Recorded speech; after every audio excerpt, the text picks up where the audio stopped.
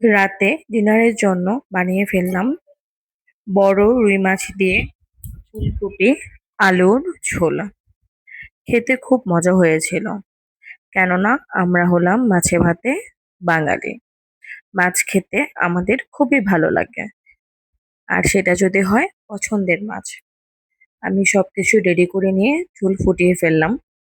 তারপর ভাজা মাছগুলো একে একে ঝোলের উপর বিছিয়ে দিলাম। আমি কিছুক্ষণ ঢেকে রাখলাম যাতে মাছের ভিতরে মশলাগুলো খুব সুন্দর করে মিশে যায়।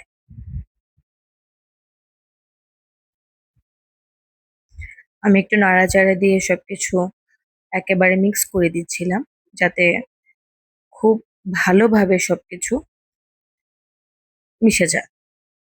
আমি কিছু ধনেপাতা দিলাম, কেননা বড় মাছে নামানোর আগে ধনেপাতা কাঁচামরিচ দিলে খুব ভালো লাগে। সাথে কিছু কাঁচামরিচ দিয়ে দিলাম। বড় মাছে নামানোর আগে কিছুটা ঘি, গরম মসলা একসাথে দিলে খুব ভালো লাগে।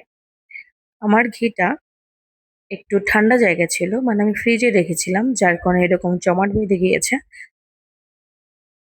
এই ঘিয়ের ফ্লেভারটা খুব দারুণ, অনেক দারুণ।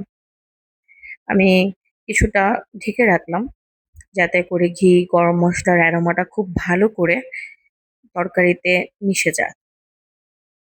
যেকোনো রান্নার ক্ষেত্রে সবসময় আমি একটা কাজ করি, সেটা হলো রান্না একদম ফুলফিল হয়ে যাওয়ার কিছুক্ষণ আগে আমি ১৫-২০ মিনিট এর জন্য ঢেকে চুলার আঁচটা একদম অল্প করে বসিয়ে রাখি।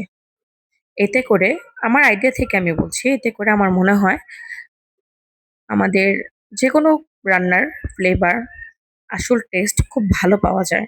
এই যে এটা হচ্ছে আমার মাছ রান্নার ফাইনাল লুক। খেতে দুর্দান্ত হয়েছে। কি বলবো, অনেক মজা হয়েছিল। আমি এটাতে আদা বাটা, ধনেপাতা, কাঁচামরিচ এগুলো দিয়েছিলাম। আমি মাছগুলো একটু দেখিয়ে দিলাম। খুব ভালো হয়েছে তরকারিটা গরম ভাত দিয়ে খেতে। সবাই ভালো থাকবেন।